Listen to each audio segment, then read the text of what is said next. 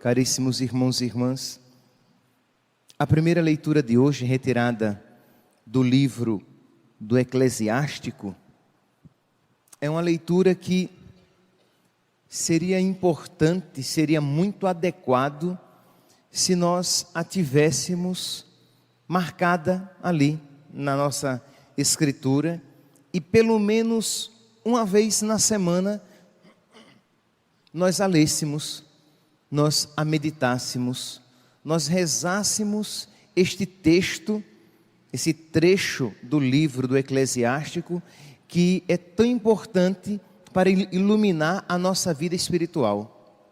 Ele fala a respeito das provações na vida daquele que quer ser servo de nosso Senhor. E por quê?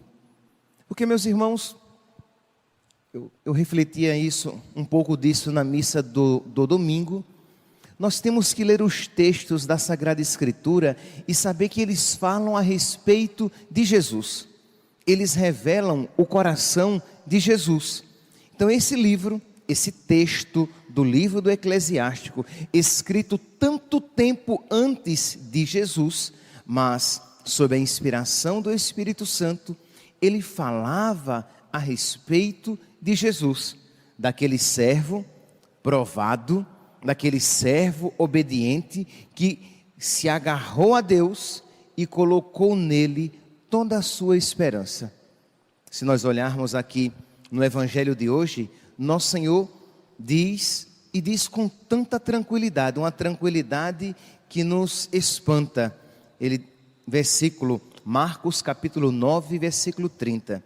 Jesus Cristo estava com seus discípulos e começou a dizer, versículo 31, o Filho do Homem vai ser entregue nas mãos dos homens e eles o matarão, mas 3 dias ele ressuscitará. Não será a primeira nem a última vez que Jesus Cristo vai falar que ele será perseguido, caluniado, maltratado, que farão o mal com ele, mas no 3º dia ele ressuscitará. Isto é, Deus não o abandonará nas mãos da morte. Ele é servo do Senhor, ele é obediente ao seu Pai. E por mais que às vezes Jesus não compreenda todo o querer de Deus a respeito da sua vida, e o Horto das Oliveiras demonstra isso, né? Quando Jesus para e diz, Pai, se é possível, afasta de mim esta tribulação, afasta de mim este cálice, todavia que seja feita a vossa vontade e não a minha, todavia seja feito conforme tu queres e não conforme eu quero. Então Jesus nos mostra com a sua vida o exemplo de todo aquele que quer, de todo aquele que quer ser servo de nosso Senhor. Então, o trecho do livro do Eclesiástico, ele diz, filho, se decidires servir ao Senhor, permanece na justiça e no temor e prepara a tua alma para a provação. Porque eu quero seguir os mesmos passos de Jesus. E Jesus foi provado. E Jesus foi maltratado. Então, se eu quero ser servo dele, isso deveria ser muito óbvio. E é óbvio na nossa inteligência.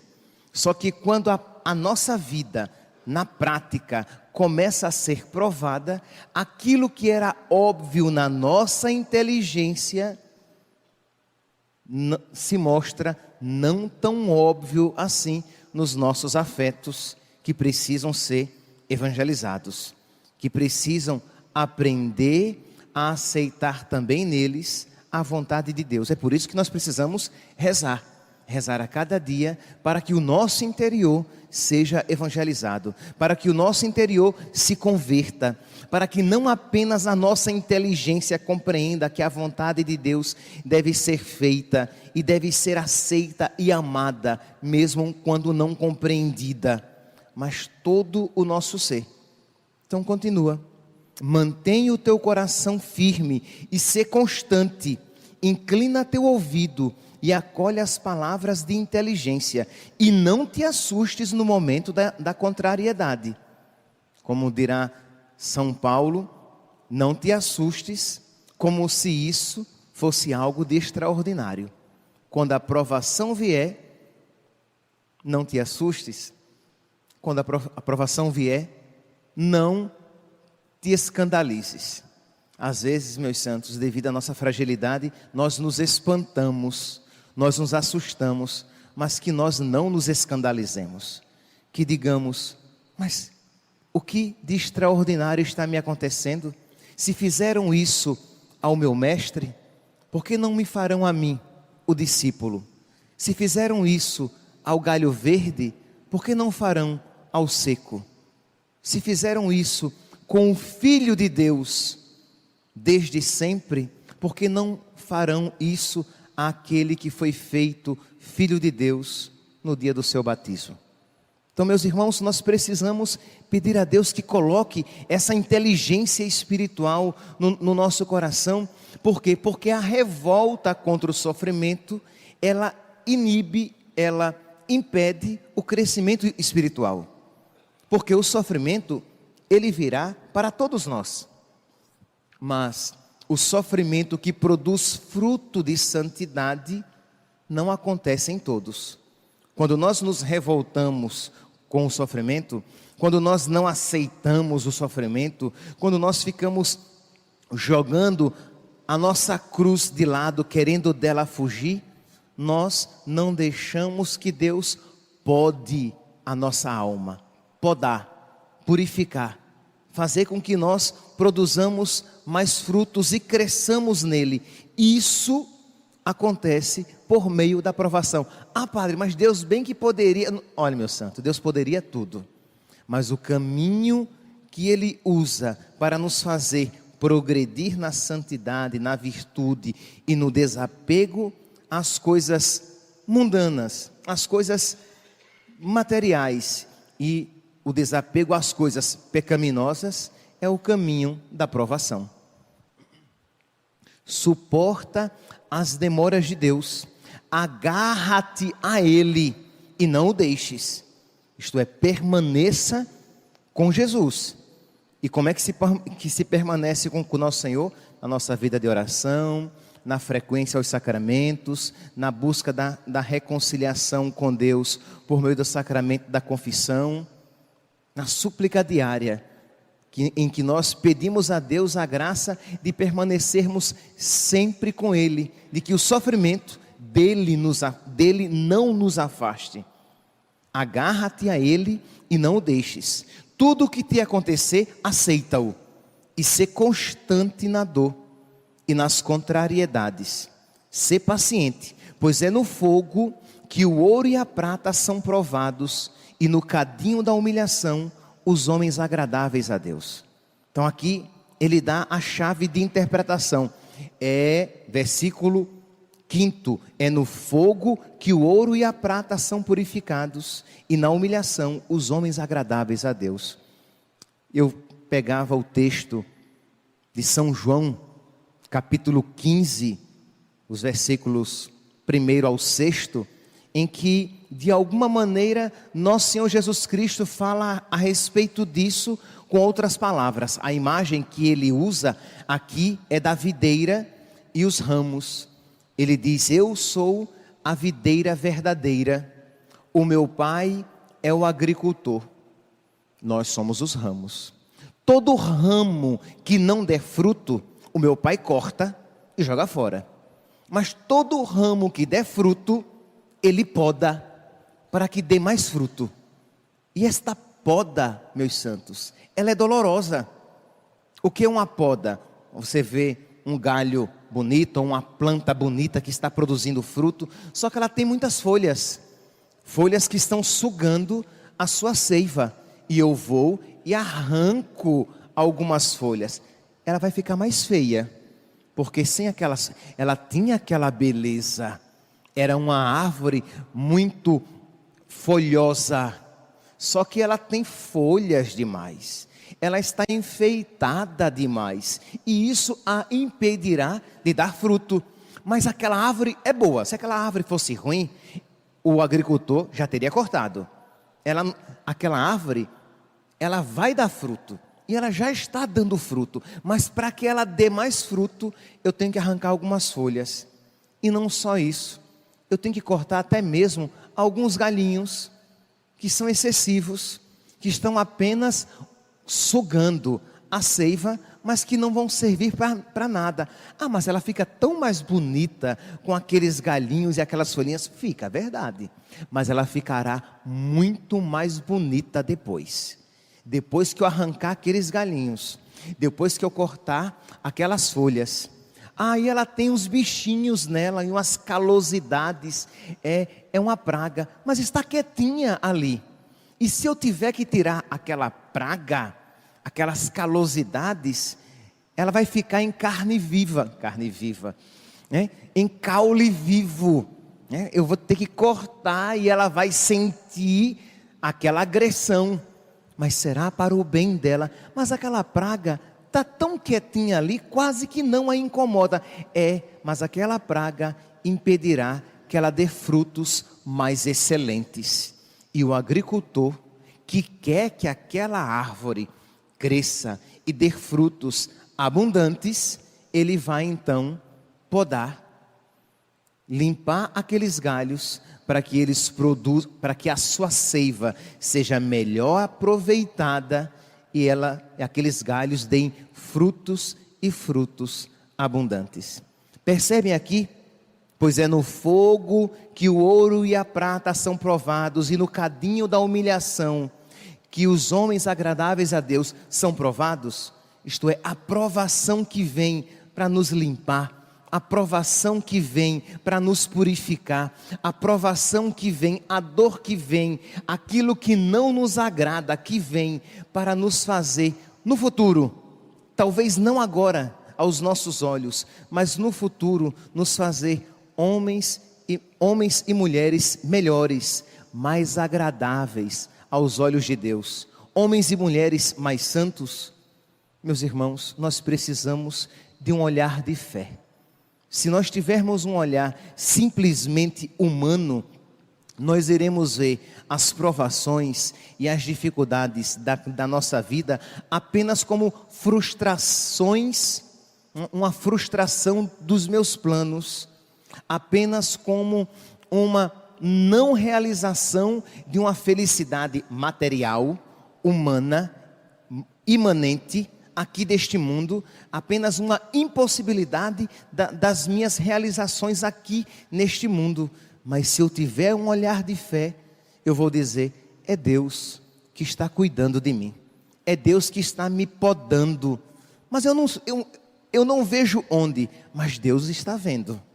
Os meus olhos, a minha visão está comprometida pela minha superficialidade espiritual, pelos meus pecados, pela minha cegueira de natureza, isto é, eu não consigo ver as coisas espirituais, mas Deus está vendo e amorosamente, mesmo contra a minha vontade, Ele está me podando. E eu quero dizer, faça-se, Senhor, seja feita a tua vontade, poda o que deve ser podado, retira o que deve ser retirado, mesmo que eu reclame, mesmo que eu me incomode, mesmo que eu chore, mas faz em mim a tua poda, a tua vontade. Aqui, meus santos, pode parecer muito romântico e bonito falar, mas nós bem sabemos que existencialmente isto é desagradável, porque é doloroso.